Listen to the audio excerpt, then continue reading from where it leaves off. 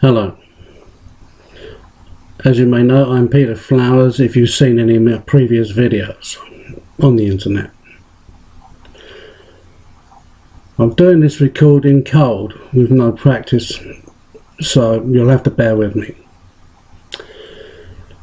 The situation today is that for a second time I and my family are being victimised yet again by social services.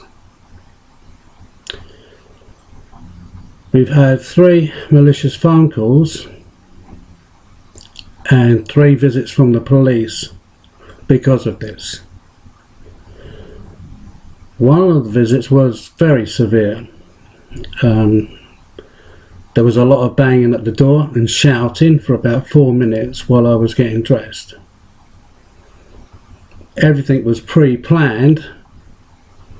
There was a man and van outside who came to the door and broke the lock on the door to force the door open. I was downstairs by that time getting my trainers on. The people in this visit were 2 police officers who were observing and using a body cam.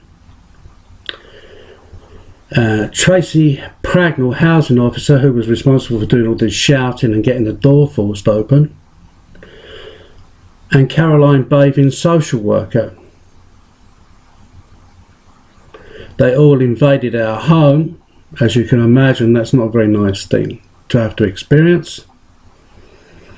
On all 3 visits, everything was all checked out fine. There were no problems at all. Our daughter Priscilla is a healthy, happy child who's well looked after and loved by us, her parents, and we love her dearly. It's a terrible thing to be victimised a second time by social services. Social services cannot see our point of view at all.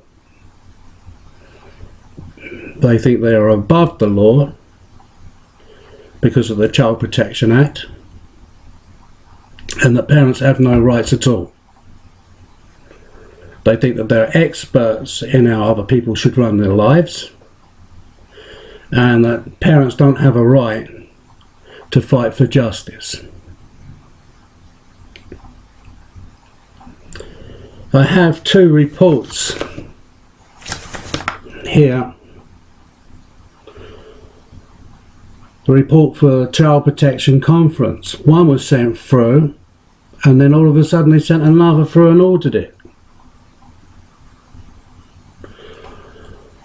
The situation regarding one of the anonymous calls was that they said that they had concerns for my mental health. Well, there are no mental health issues at all. I have no problems of any kind, and I think that there's a lot of people out there that can bear that out.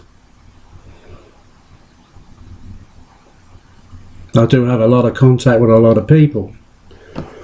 Let's just take a look at some of this.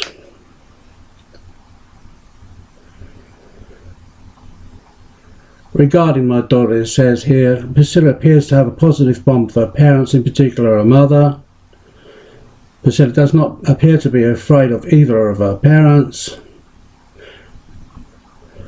Priscilla is due to commence infant school. Well, she's been at infant school almost a month and doing very, very well there, and we're very pleased with the school. We have concerns about the school, naturally, because they're under the control of Kent County Council, which is also the authority that controls social services. It's just common sense, like, you know.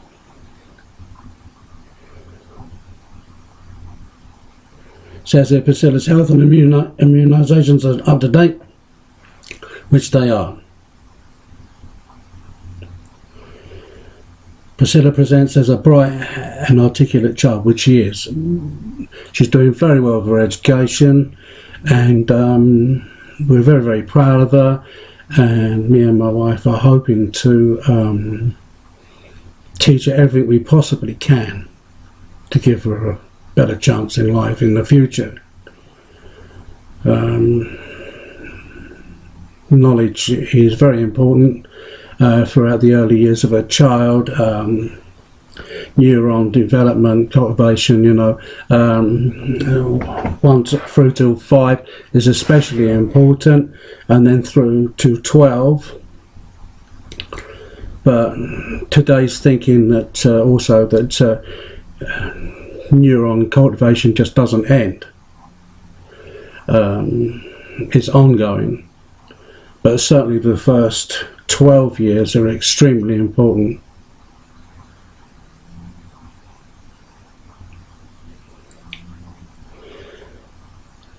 Because of the malicious anonymous call, they said in it about their concerns for my deteriorating mental health.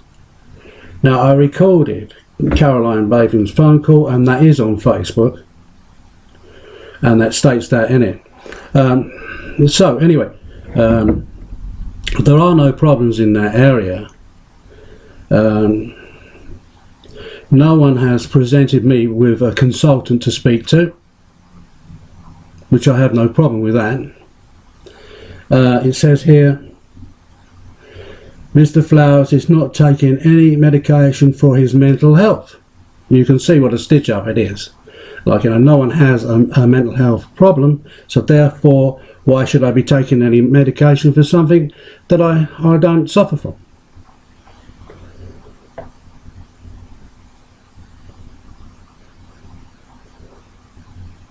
It says here about I being removed from the register at Gravesend Medical Centre. Yeah, well, that was quite true, that was, because I challenged them. The situation there is that I went to see a GP on 3 different occasions throughout a year because I was limping badly and had a lot of pain with my leg. All this GP did was prescribe painkillers. Moving into the next year, I saw another GP, and this GP turned around and said, haven't you had your leg scanned? And I said, no, but I said, I see this GP 3 times and I've done nothing about it. Just give me painkillers. So I went through this incredibly bad news process of trying to actually get the scan done after all of that. Physiotherapy for checks first, and physiotherapy at Gravesend. Forgot to send a letter off to the consultant. So that was another month before I went back up and said, hey, what's happening? And they hadn't sent the letter. So, to cut a long story short, I ended up having 5 hours surgery at St Thomas Hospital, London. They had to clean out an artery. They found a blood clot. Had to put a patch on the artery, and then I had to have stenting put in, and had a smaller procedure the following year. So everything's fine now, but the situation could have been that if I hadn't had treatment, I could have lost a leg. And what of the blood clot?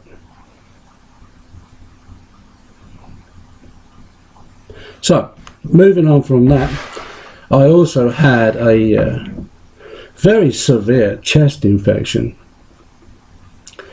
and Gravesend Medical Centre thought that I had COPD when it was just a chest infection, but I challenged them on this later on, but in all honesty there, because of the chest infection, a mistake could easily have been made, and it was, and as I say, the situation with Gravesend Medical Centre is that I did challenge them. They denied everything, naturally, and that's the end of the story on that. All I can say is that I liked Gravesend Medical Centre, and I'm extremely disappointed. Okay, let's take another look here. Oh yeah, it says, because social services try to make big lists That's the problem with them, of a lot of silly things. Like, you know, to impress, whatever. It says on here, Priscilla, my daughter, has chains on her bedroom window. Yes, she does have a chain running from one handle to the other. That's to stop the windows opening all the way out. The reason for that being is that if they opened all the way out, she could have fallen out.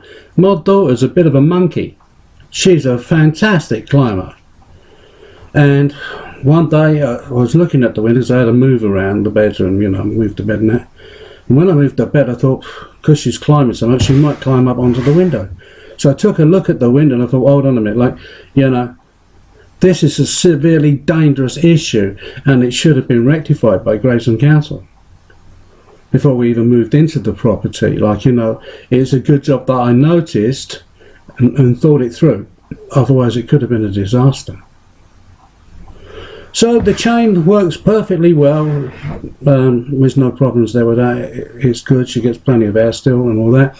And it's fine, like, you know. So why Social Services has flagged this, I have no idea. Another issue, it says on this report actually that I painted my daughter's window with white paint. Well, it wasn't white paint at all, it was purple paint, and I just painted a band through the middle of the window so that if my daughter climbed up onto the window, she had some kind of privacy screen. Because at the back of the house there's loads of houses that can see onto the back of our house, and also there's two roads, one running down and one running parallel to the back of the house where cars go. They're that big, like, you know.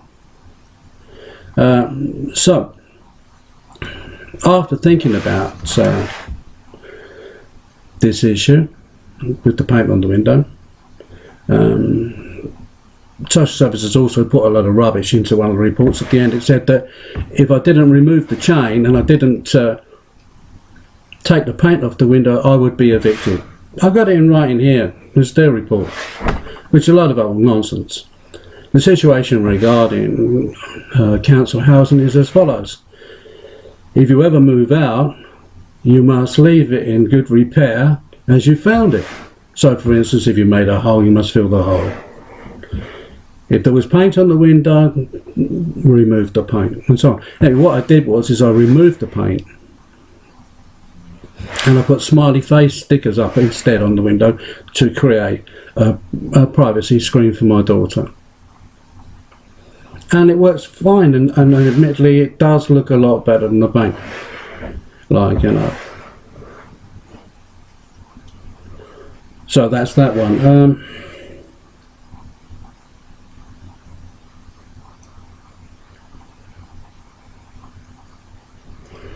It says here, there's an old chestnut in here. My wife is a very quiet person. They tried to flag it before. It was one of the excuses. In the first case, the situation was as follows. We went to see a consultant, and my wife doesn't travel too well on a bus sometimes, so this put her blood pressure up and she was on blood pressure tablets. The consultant, at that time, rightly so, because of that, it was here and now, at that particular point in time, it doubled her medication. Well, we monitor blood pressure and things like that at home as well, which is recommended actually, that you do that. It cuts down queues, GPs and one thing and another, like, you know, and even GPs often advise people to go and have a word with the pharmacist rather than make an appointment with a GP. Yet Social Services turned around to us at that particular time and said, oh my God, it's completely out of order that you're checking your own blood pressure. So it's lucky that we did, because we checked the blood pressure for a week. The next day it dropped back down to normal. We took it went to Whitehall surgery, and the GP there reduced the blood pressure pills down to what she had before, which was 100 milligrams. So the GP made the change after doing three checks with the gauge, and that was that. I went to the midwife, because my wife was due to have our baby, and told her about this issue, and the next thing we know that she had reported us to social services instead of going through channels. And that's what started the ball rolling for the whole thing, like, 2 years of hell, really. Like, the first year my wife and child living away, so I didn't even have a chance to put my wife, our child, to bed, like, for the first year, which was a terrible thing, like, considering nobody had done anything wrong. The other issue, coming back to this, was that says here, Mrs. Flowers presents as a very quiet person in the past, and professionals have been concerned that she is suffering from domestic abuse. This is historical, and the way it's written is very tricky, but yeah, so the situation with that is we had a situation where my wife was heavily pregnant and speaking to a social worker in fear of what social worker might do regarding our child. So obviously when she was talking to the social worker, she was very quiet and reflecting her views at the same time as communicating, like, and so they decided to turn around and say that I was abusing my wife in the home because my wife was a quiet person. Well, I'm still a quiet person. Like, she's got something to say, she will say it, I can assure you of that. So that was the situation, so therefore that started the ball rolling, and with the first case when nobody committed any crimes at all. And there's a full video up on Facebook and No Surrender Running Man YouTube that can be seen, proving that social services admit liability and admit that changes do need to be made within the process with social services, yet we have had no compensation of any kind.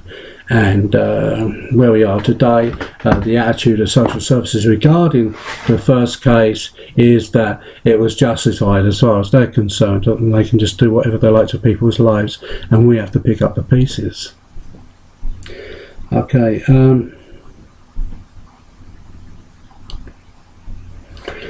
It says here, neighbours have said that they constantly hear our daughter crying. Well,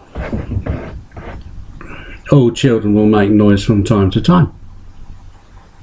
They all do. Sometimes they will make a noise to use it as a tool. But generally speaking, my daughter was pretty damn good. Like, she'd make a noise a few times, and people here have turned it into all the time when it was occasional. Like, making a big thing out of nothing.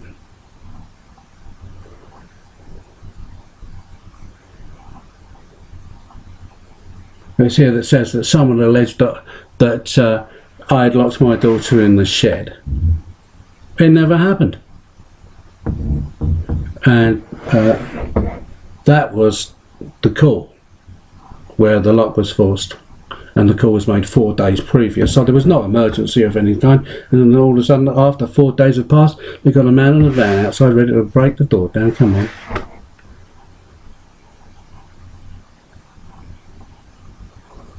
It says here, Mr. Flowers is very preoccupied, believing that professionals, well, they're people in professions.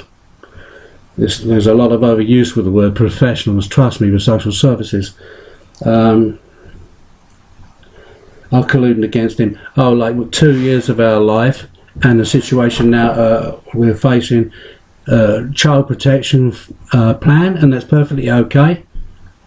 Yeah? Let's have a look here.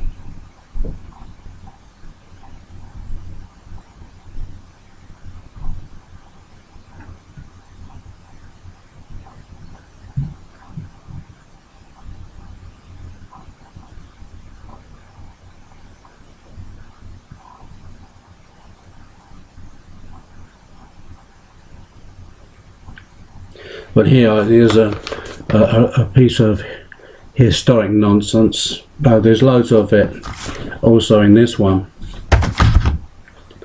It says here what needs to happen next. Harm statement. From the little that is known about Mr. Flower's childhood, it appears he experienced a neglectful and traumatic childhood and suffered abuse from parenting. Well, that's not true at all. They put in one of these statements that my father used to beat me all the time. And that wasn't the case. I got a smack if I deserved it. The situation with that, you know, what can you do? Honesty is honesty. My dad only smacked me if my mother told him to. And he wasn't happy with that. And it wasn't excessive anyway. I often thought I got off light, but I mean, the situation with it, how he got out of that and dealt with that in the end, which has been a big part of my life, because of my father's words. He said, if you always tell the truth, I will never hit you. So I always told the truth. I even told the truth if I didn't do it. Yeah, like, you know. So he was the most fantastic man, and to read some of the stuff that I've read that people have said about my father, he paid his mortgage up in full and all sorts of things.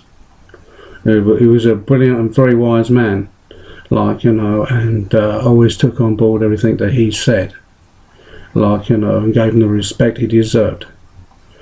He was an extremely good man. Let's have a look. What does it say here?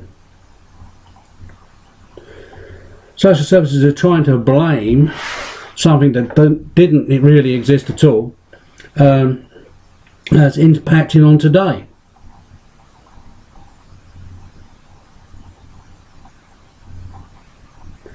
It says here, because what we're talking about here is psychodynamics.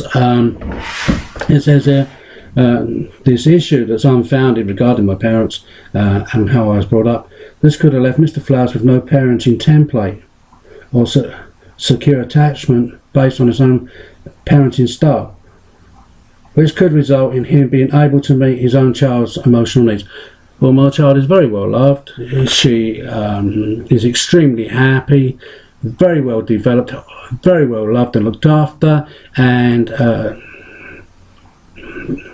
there's my child, beautifully looked after and loved. So that makes this a load of rubbish, doesn't it? Okay, sorry.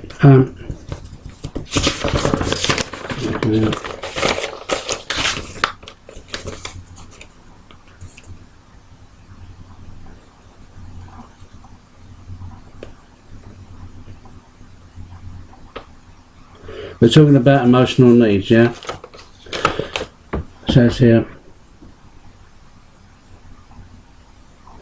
because that's the charge, like, you know.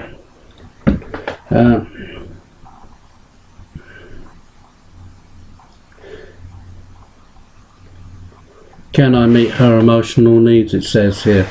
Well, of course I can. My child is a prime example of a happy, loved girl who's supported and looked after well. On top of that, I do have some counselling qualifications. Like, you know, I'm a big fan of Carl Rogers. Sigmund Freud, well, his psychodynamics is pretty damn good, and that, but a big favourite of mine is Maslow and his hierarchy of needs. And other people might have done it, but I developed a practice of actually putting Maslow's hierarchy needs into practice in everyday life. So yeah, I mean, I got a level 3 and a level 6 in counselling, which is a GCSE and an A level. The title of the whole thing isn't that impressive, but it was 1 year. And I'm pretty pleased with myself over that, and I've never stopped studying since. Psychology and counselling and so forth, like, you know, I've got an array of material here in the cupboard. So have a look.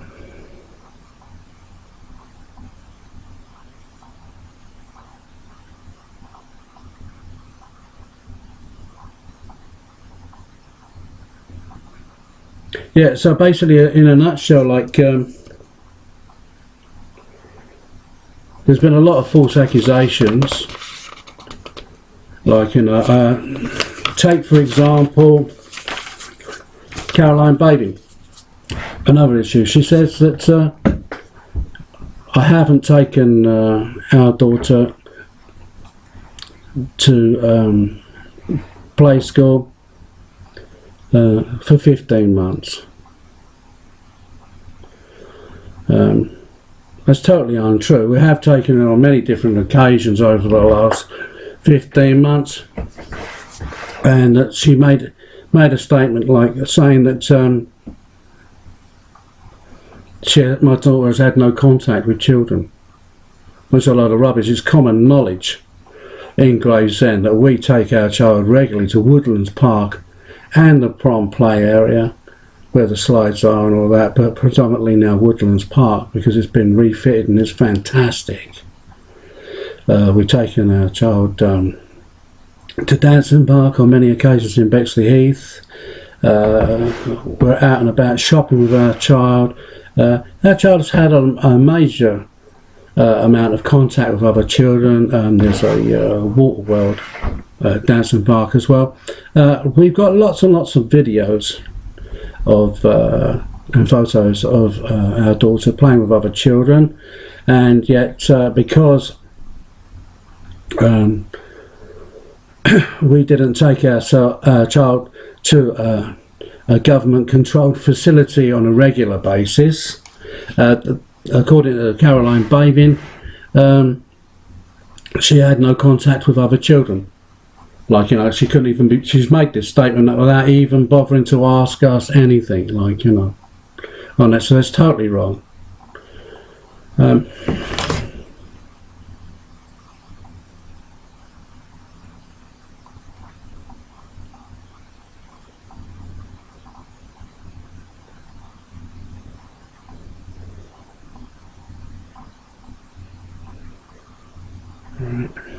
let's turn this over.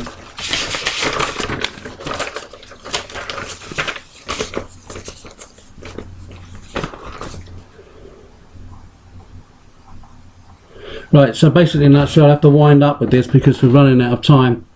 The situation is at this moment in time, a child protection plan has been put in order and it's totally unnecessary. We consider it victimisation.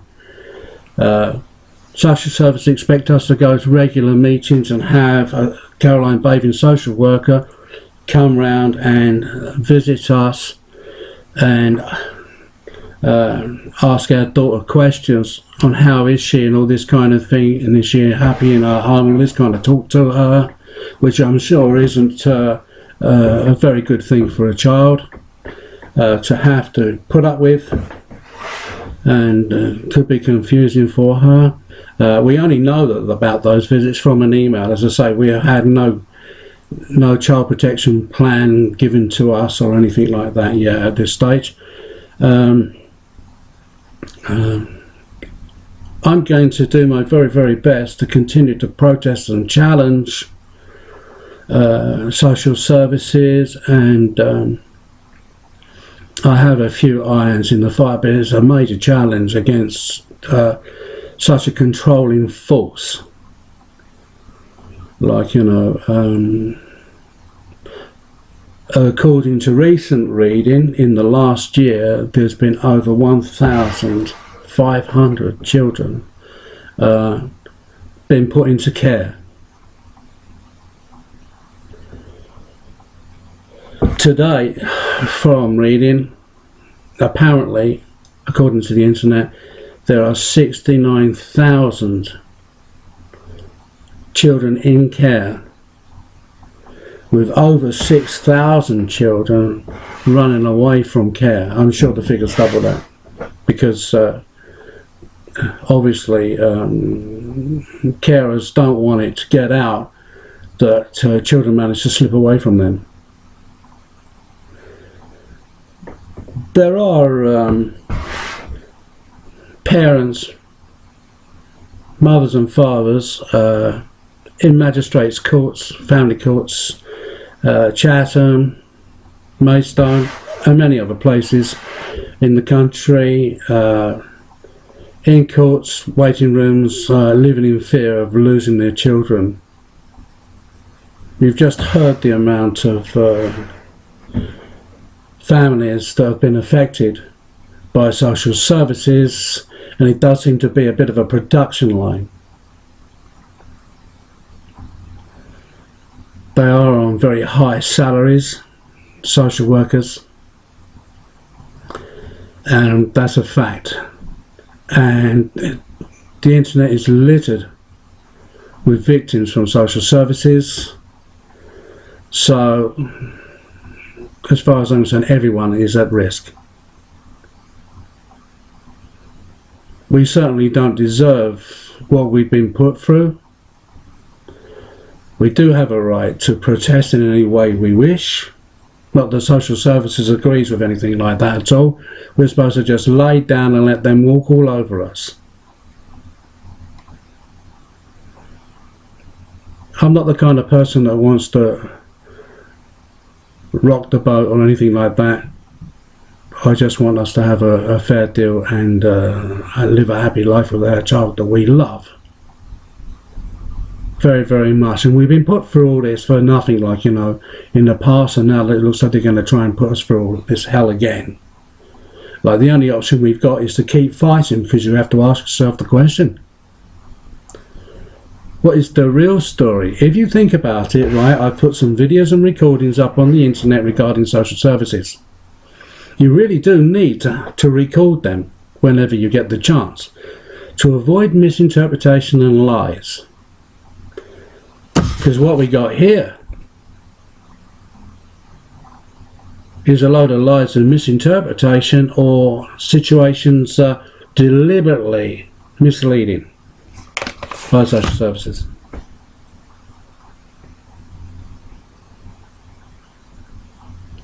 So people have to be careful out there, you know, and protect themselves. We live in a world where there's CCTV all over the place. You can't get away from it. Like, you know, and if you phone anybody up, generally speaking, you're warned you're going to be recorded. And also, for referencing purposes, it is common sense to record wherever possible. Like, but as I say, social service make a song and dance about anything like that. Yeah, if you phone up social services, they'll record you. So that's about it. There's not much more I can say at this time, except that we're very, very concerned.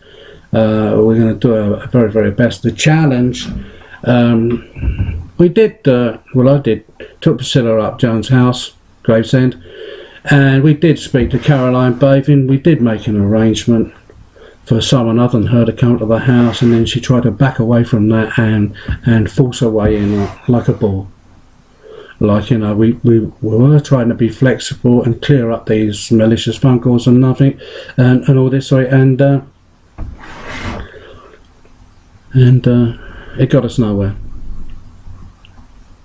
The next thing we know, there was this child protection conference, which I didn't go to. The reason for that is that I didn't want to be victimised further, because I've been to one previously, obviously. Like, I sat there for 3 hours taking abuse, being asked questions and accused of things that I didn't do. I will flag one last thing anyway.